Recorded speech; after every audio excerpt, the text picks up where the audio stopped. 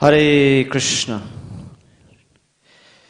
Thank you everyone for attending the Bhagavatam class and devotees watching on MyPro TV. So today we read from Srimad Bhagavatam, Canto 2, Chapter 9, titled Answers by Citing the Lord's Version, and text 23. Before we read the text, we recite the invocation. Om Namo Bhagavate Vasudevaya.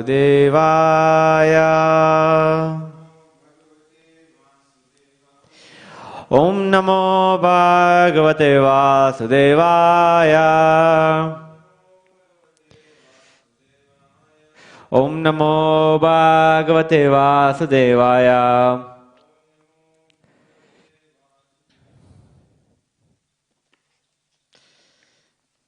Okay, that's the verse on the board. Pratyadishtam maya tatra Tvai karma vimohite Tapo me hridayam takshat Atmaham tapaso nagaha Pratyadishtam maya tatra Tvai karma vimohite Tapo me hridayam sakshat Atmaham tapasho nagaha Pratyadishtam maya tatra Tvai karma vimohite Tapo me hridayam sakshat Atmaham tapasho nagaha.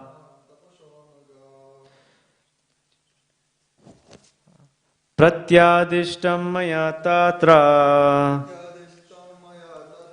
Tvai karma vimohite Tapo me hridayam sakshat Atmaham tapasho nagaha.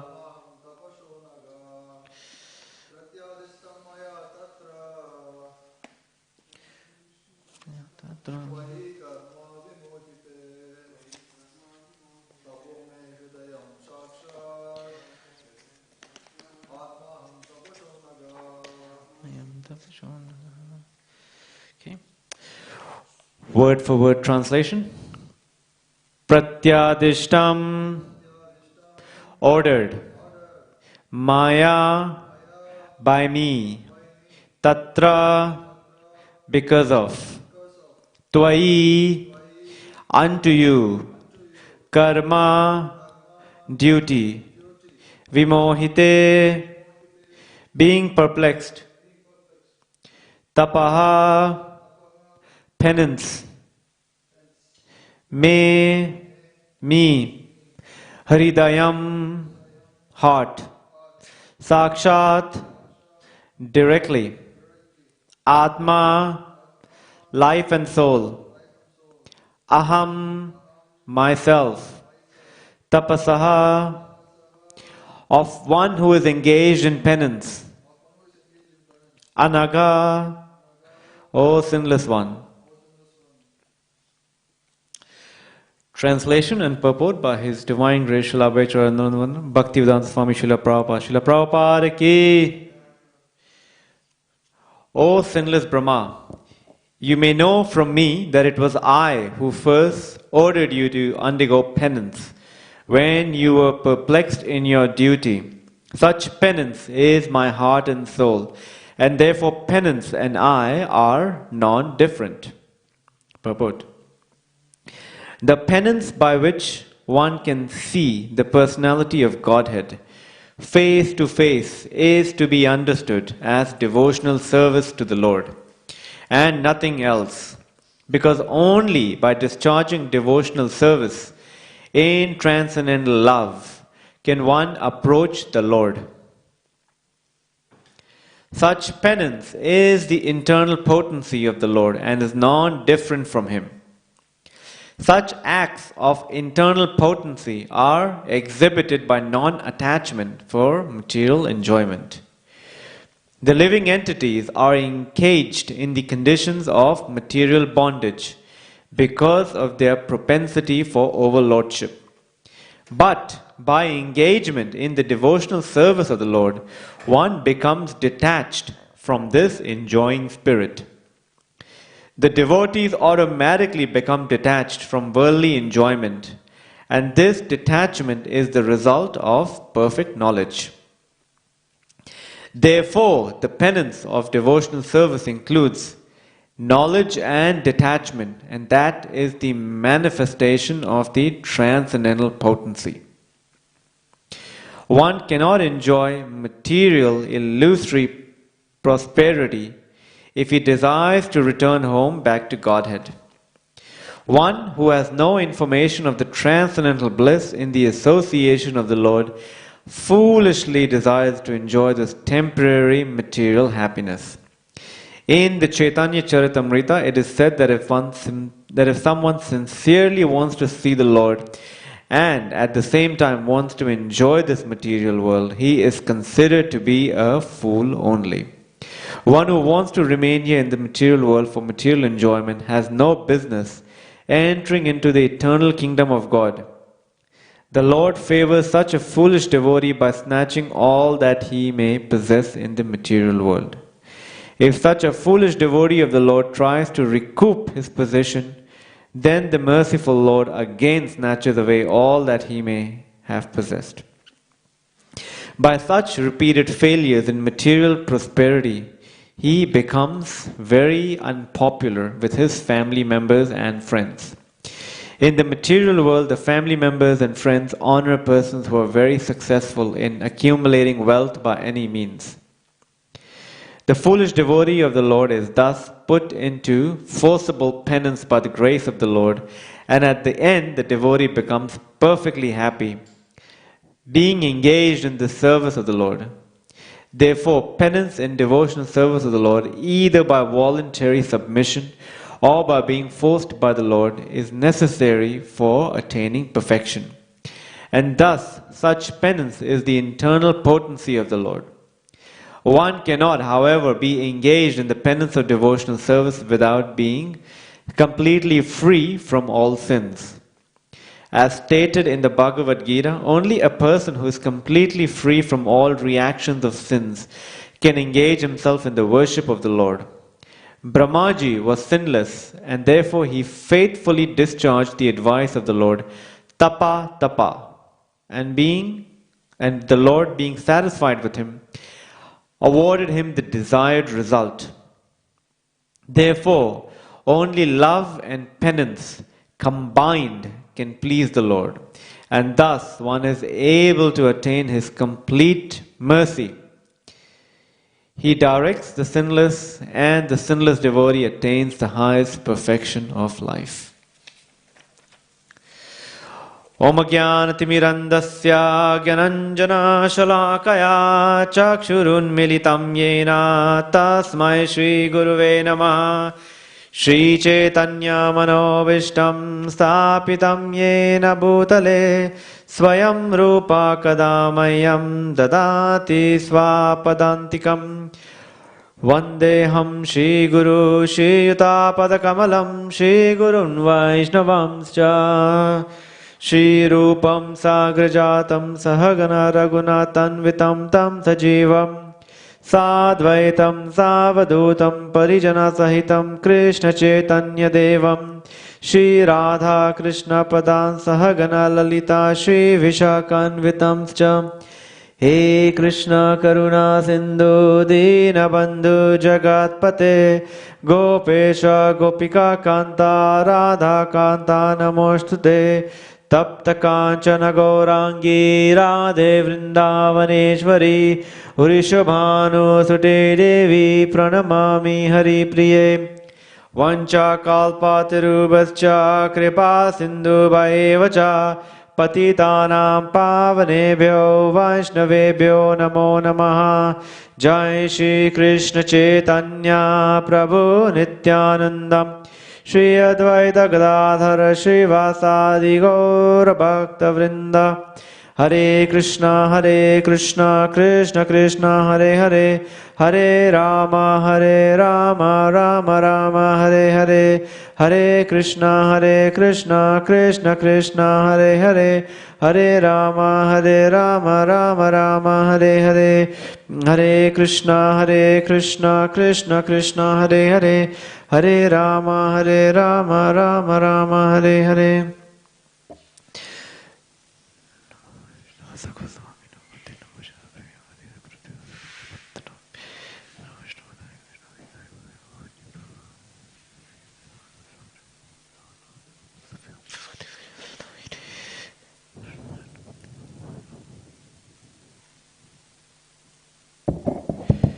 Hare Krishna. Thanks everyone for attending this morning's Bhagavatam class. Again, we read from Canto 2, Chapter 9, Text 23. I'll read the translation again. O sinless Brahma, you may know from me that it was I who first ordered you to undergo penance when you were perplexed in your duty. Such penance is my heart and soul, and therefore penance and I are non-different. So actually, coincidentally, or Krishna's arrangement, mercy of the devotees, 2 weeks ago I spoke on a verse that when Brahma was about to undergo penance. So that was described in text 7. I'll read the translation again.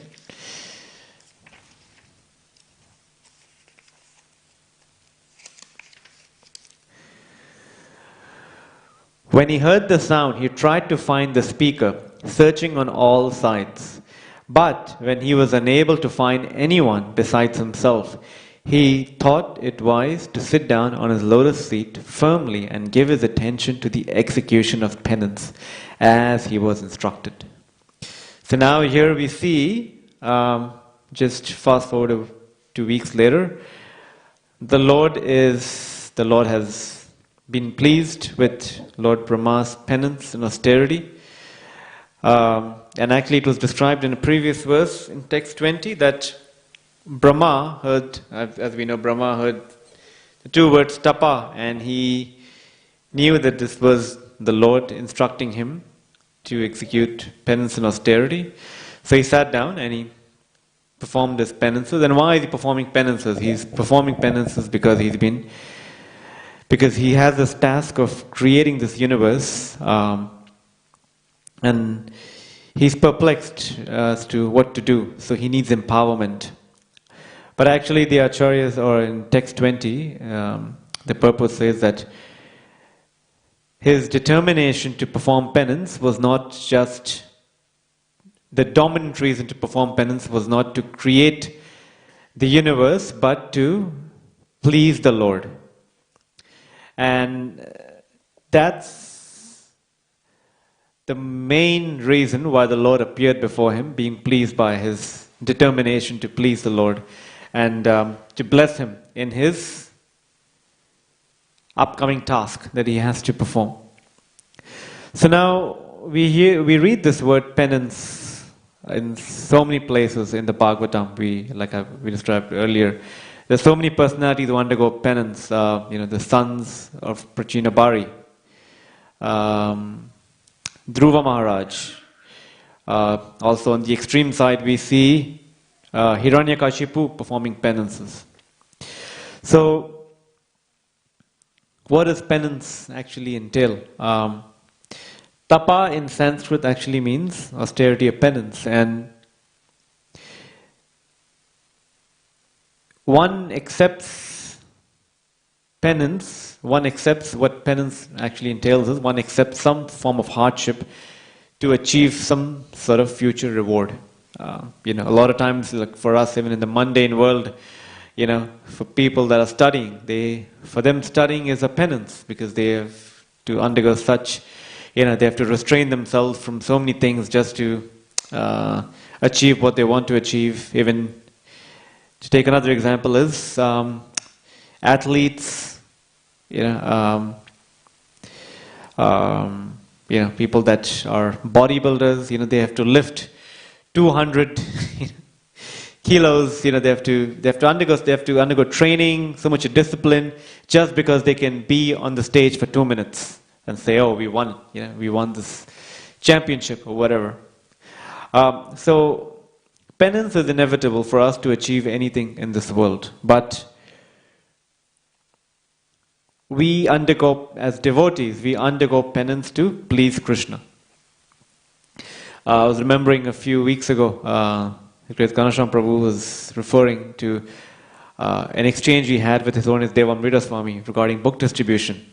And he was telling Maharaj that, at times when we go out in book distribution, I'm confused when I'm approaching people, I see them happy. A lot of times when devotees are going out in book distribution, they scan certain people who they consider to be favorable, and based on that each devotee is quite subjective in how they scan certain people. So Ajahn Prabhu was saying that when I see certain people and I see them so happy, I feel that why should I disturb their happiness? Why should I approach them? Because they're happy, they may say, "Oh, we're happy anyway, don't give us these books on yoga and meditation, or books on transcendental happiness." So Maharaj responded to him that you're seeing with your eyes, but you need to see through the eyes of the Shastra. You need to understand that the Shastra says that people, without Krishna consciousness, people are suffering. So for us to see through the eyes of the Shastra, that's penance in one sense, because we are conditioned to see a certain way, but then when we see through the eyes of the Shastra, we are taking up that penance of going out, reaching out to people, trying to request people to chant Krishna's name, to hear about Krishna, to make their lives perfect. To some extent, that's also an austerity on our part, because it's not an easy task. For those that go out and book distribution will know that the ratio of people that are favorably disposed are much lesser than the people that are unfavorable. So, anyway, that's penance. That's just one example that I had. But struggle. So, struggle in one sense is a fact of life for everyone. It's inevitable for us to go through some struggle in this world. So then one will ask, now struggle can be either voluntary or involuntary. Voluntary is that you undergo some struggle to achieve something, and involuntary where the modes of nature will inflict some sort of struggle, which we are bound to go to. We don't like to get old. And as we get old, we find that our body doesn't really cooperate with us as it used to be. So there's a struggle to do even basic things. So that's involuntary. So now one may ask, why is there suffering in this world? Because, each of us are Satchidananda. We are eternal. We have this desire to always be in full knowledge and to be completely happy, but then there's suffering in this world. Well, suffering exists in this world because the Lord wants to remind us that we don't belong here. And that's the exact same reason why Lord Brahma is undertaking this task of being this, undergoing the secondary creation of this world. And to create this world, he's been asked by the Lord to undergo, this task of creating this world. And in this world, where people come who are the jivas that actually enter into this material cosmos, or this material atmosphere, because they want to independently realize that they too want to enjoy this world independent of Krishna. But it's not possible. But Krishna, out of his kindness and his mercy, gives the jivas an opportunity to do so, and Brahma is facilitating that. And the main reason for Brahma is to voluntarily submit himself to the Lord's desire of bringing the jivas back to him. So we also see there's Lord Brahma has a sampradaya, the Brahma Gauriya Madhava Sampradaya, of which we are a part of, under the umbrella of the International Society for Krishna Consciousness. So now, there is suffering in this world to remind us of the vinod of this world. And one simple analogy that can help us understand this is, let's say for a finger, if our finger accidentally touches fire, what happens? There is some sort of pain, there's some sort of discomfort that we experience. And the moment we experience the discomfort, that there's a sensation that goes from our finger all the way to our brain, or some part of our brain, or in our to some limb of our body that transmits this message that it's causing pain, so just withdraw your finger. So that very sensation that tells us to withdraw our finger is to remind us that the finger shouldn't be in the fire. Similarly, if we didn't have, or let's say if we didn't experience that sensation of pain, our finger would be there and it would get burnt, and we wouldn't even, because there's no sensation going back to the brain, our finger would be consumed by the fire. So similarly for us, there's suffering in this world to remind us that we don't belong in this world. If this world wasn't programmed in such a way, then we'd be in this world and not even have any understanding that there's something beyond this world and we are a part of it. So that's why the Lord comes here, time and time again. He sends his representatives, and tomorrow happens to be the disappearance day of our founder Acharya Srila Bhaktivedanta Bhaktivedanta Swami Srila Prabhupada. Acharyas come here and they take upon this, or they propagate the mission of propagating God consciousness. So similarly, each of us has an innate response as followers of Srila Prabhupada and members of the International Society for Krishna Consciousness, to bring this message of Krishna consciousness to every person that we come in touch with, because that's the Lord's desire. And if we are voluntarily willing to accept any penance on that front, and then that pleases the Lord. It's surprising because if you read Srila Prabhupada Lilamrita, and I'm not sure, but I guess there are 2 volumes, volume 1 and volume 2, or volume 1, 2 and 3, it depends on the print. But if you study volume 1,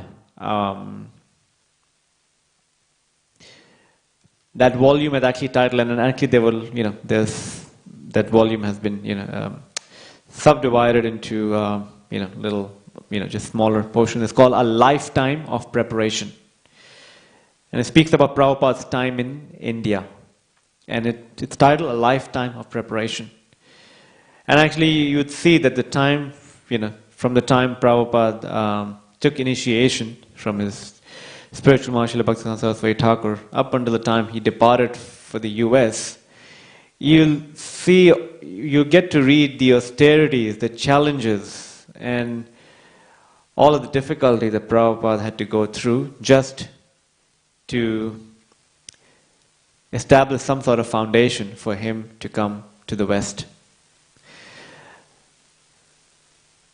So that's what, so we as devotees should offer our heart and soul, our gratitude to Srila Prabhupada for undergoing that austerity just for us, just so that we'd be comfortably sitting here having darshan of Shri Shri Radha Gopinath and the Panchatattva and Jagannath Baldev Subhadra and Gaur Nitai, because had it not been for him, we wouldn't have been sitting here. It reminds me of this one pastime of Srila Prabhupada that was narrated by Madhya Yamuna and also my Guru Maharaj. And he was saying that it was in Calcutta, that because in the early days of the movement, especially in India, the devotees didn't really have much facility. it was actually very austere to live in India at that time. So in the Calcutta temple, the temple president at that time was was a bit sidetracked with other initiatives.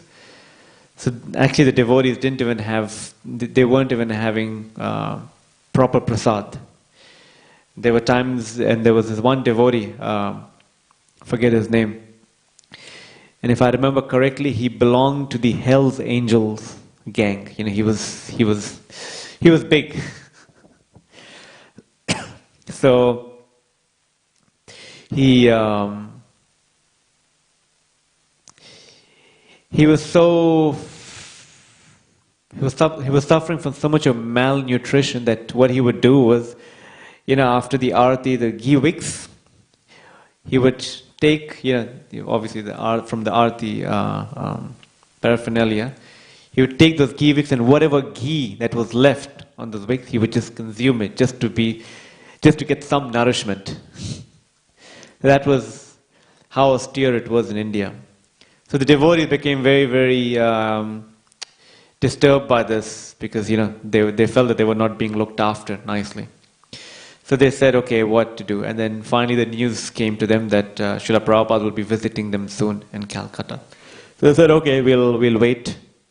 We'll wait for Prabhupada to come, and then we'll give our give a feedback to Prabhupada. So Prabhupada comes, and then they describe their current state to Srila Prabhupada, and Prabhupada very mercifully listens to each of them, and he says, yes, maybe there are maybe what you should do is have a meeting, take down minutes, and then the next time you meet, you should make sure that these minutes have these action items have been addressed, so on and so forth. And then he said so many things, and he said, actually, all of this is on the bodily platform. One should focus on chanting Hare Krishna and giving Krishna to others. And then Prabhupada said, in my life I struggled a lot. There's so much of struggle and austerity I went through when I first came to your country.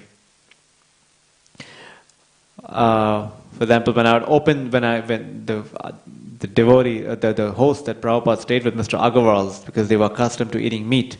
When Prabhupada first arrived, when he opened their fridge, he saw meat in the fridge and so many other things. And he said there were so many challenges I had to go through, and Prabhupada said, and you don't want to know all I went through. And then Prabhupada just reclined back for a second. He said, my only motto was everything for Krishna and nothing for me.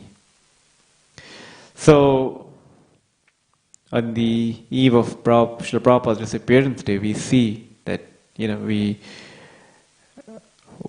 we just analyze his life, if we just try to please Prabhupada, who went through so much just for us, then that will also please Krishna. So now, coming back to penance and austerity, there's a Sanskrit word known as visha, which is known as poison. But there's another word known as vishaya, which is considered to be the objects of the senses. So our choice describe of the two which is more dangerous. The objects of the senses, vishaya, because the objects of the senses, for example, if my eyes want to see a beautiful object or a person or whatever it may be, that may be the object of the sense. So if I want to taste something. So because in the material world, our plans are always frustrated, we can never experience full satisfaction of our senses. Or in other words, this material world overpromises and underdelivers. So, because of these objects of the senses, because we can't fulfill the objects of the senses, we undergo tribulations birth after birth. We go through so many births just to fulfill the desires, to satisfy our senses. But that leaves us frustrated over and over again. So in this context, or in this purport, it is described how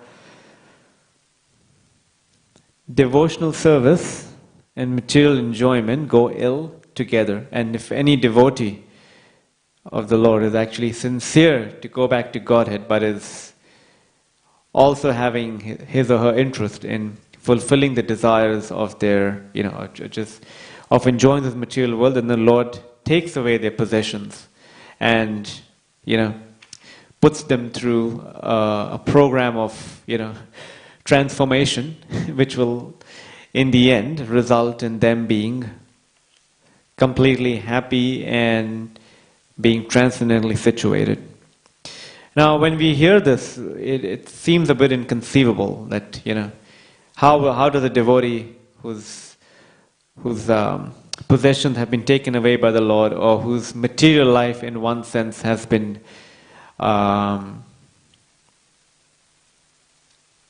disoriented, how does that devotee actually gain the Lord's mercy, and how does he or she make their way back to Godhead? Now, yes, that's inconceivable, but there are so many aspects of Krishna consciousness that are also inconceivable, but they come true. For example, in one morning darshan Prabhupada had with the devotees, and Prabhupada said that we are so eager to distribute your books. How do we go about that? What formula do you have to increase the distribution of your books? And Prabhupada, without a hesitation, said 16 rounds. 16 rounds at Mangala Arati, without even, basically at one stretch. So from the first round to the 1728 round, one should not move. One should just undeviatedly chant a round.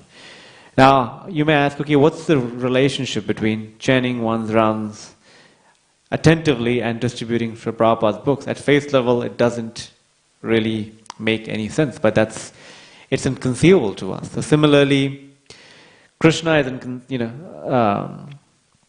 Radha Gopinath's plans are inconceivable, but they come to fruition, provided that we voluntarily and submissively surrender ourselves to their mission, or to Srila Prabhupada's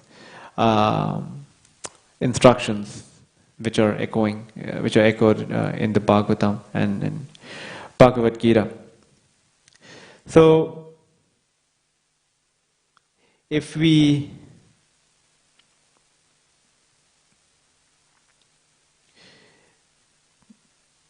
accepting some sort of penance and austerity, and as we know, this is the month of Kartik, and devotees are glorifying Lord Damodar in this month, because this is the month where he agrees to be bound by Mother Yashoda's ropes. So in the earlier verse, in text 22, it is said, text 22, I'll just read the first part of the purport. The highest perfectional stage of life is to know the Lord by actual perception, by the grace of the Lord. And this Damodar pastime actually exhibits Krishna's kripa, Krishna's grace. As the pastime goes, Mother Yashoda is trying to, because Krishna, baby Krishna has been, Lord Damodar has been so mischievous, but he has been, he's up to mischief, so he gets caught by Mother Yashoda. And each time Mother Yashoda, out of her Vatsalya Ras, out of her affection, and just to discipline Lord Damodar, is wanting to tie him to a mortar, so that he'll be, if he's situated in one place, if he gets punished, he'll realize his mistake and he wouldn't repeat that again. So Mother Yashoda tries to bind him with the help of a rope, and it is said that each time she tries to bind, to try to tie Krishna to the mortar, the rope is always 2 fingers too short. So much so that each time, they bring all of the ropes in in Vraja. All of the ropes that are different, the Gopa and the Gopis bring, and she tries to tie Krishna to the wooden grinding mortar, but again, it's always 2 fingers too short. And the acharyas say that this actually signifies there are 2 things that are needed for us to advance, to attain, to basically attain Krishna's mercy. One is our own endeavor, and the other one is Krishna's kripa. So we can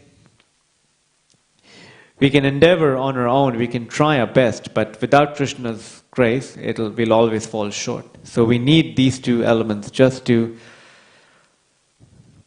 always, to be basically for our perfection in devotional service. And just 2 days ago, we celebrated Govardhan Puja, and in that Govardhan Puja, it's an amazing pastime. We won't have time here to go into it, but in that pastime we see how Krishna, out of his kindness, out of his love and affection for his devotees, basically, just brought everyone under the Govardhan hill for 7 days and for 24 hours a day. And that's where this term comes from, 24/7. Because it was originally started by Krishna. For 7 days, 24 hours a day, the devotees, everyone in Vrindavan were just fixated on Krishna. And actually this never happens in Krishna's Bhoma Vrindavan pastimes. Krishna wakes up in the morning, he gets ready, and then he goes away to the pastures to graze his cows and calves. Then again he comes back in the evening, he spends a good amount of time with the Gopas. Then he comes back in the evening, the Gopas are feeling the separation, then he's having the pastime with the Gopis, and again there's separation. But in this Govardhan pastime, there is actually no separation for 7 days and 24 hours each day. Everyone is just having that transcendental exchange with Krishna. And actually the beauty of that pastime is that each devotee thought that Krishna is only reciprocating with them. So here it is said that a devotee who is sincere but has some tinge of material desire, then Krishna takes away that desire. And in that pastime we see Indra, Lord Indra, having a similar disposition where he, for family, as per family tradition, all of the Vrajavasis have been worshipping Indra because he bestows rain, which is so important for the Vaishya community, for them to, for the rain to fall on the land, which will in turn produce crops, and it will also nourish the cows and so on and so forth. So Indra, when he finds out that his worship has been swapped for Govardhan Puja, or worship of Govardhan, he becomes angry, and his pride, starts to swell, and he just doesn't, it seems like he's totally out of control of himself. So then, out of, just anger, he asks his clouds, the Samvartaka clouds, to basically shower rains on this land of Vrindavan, because the people of Vrindavan their intelligence has been bewildered by this child Krishna. And in one sense, he wanted to actually harm the devotees. He wanted to, it's not an attitude that we should have towards devotees. And Krishna, seeing this, perfectly, dealt with the situation in such a way, he didn't, one would think that Krishna, if he would see something like that, he would be like, okay, let's go to Indra, let's go one-on-one, let me just go and deal with Indra one-on-one. But so expertly, he just picked up the Govardhan hill on his left pinky finger. And what was he trying to tell Indra with that? So, some of us may be very dexterous and be able to use both right and left hand. But for most of us, we are right-handed. I don't have the official statistical count of number of left-handed people in this world, but obviously the number of right-handed people far outnumber the number of left-handed people. So So I would assume our left hand by default is a weaker hand compared to our right hand. And on that, the weakest part of our left hand is our left pinky. So Krishna lifts the Govardhan hill on his left pinky finger. And by that he's telling Indra, to deal with you, this is enough. Just my left pinky finger. And by that, Indra's pride Indra's pride is smashed and he comes to his senses. So similarly for us, when we do service or whatever we may get, whatever fortune comes our way or whatever recognition or whatever achievements we may get, we should realize that's coming to us, that's Krishna's grace being channeled to us through our spiritual master and the devotee. So we should always maintain a humble and submissive attitude. And that's what will please Krishna more than, please Radha Gopinath more than anything else. And our real penance is Krishna consciousness. The more Krishna conscious we are, the closer we are to Sri Radha Gopinath, Srila Prabhupada, and our acharyas. Okay, so I will end there. Thank you very much. If anyone has any question or comment. Thanks again. Granthraj Srimad Bhagavatam ki jai. Srila Prabhupada ki jai. Srila Prabhupada Disappearance Day Mahotsav ki. Srila Prabhupada ki jai.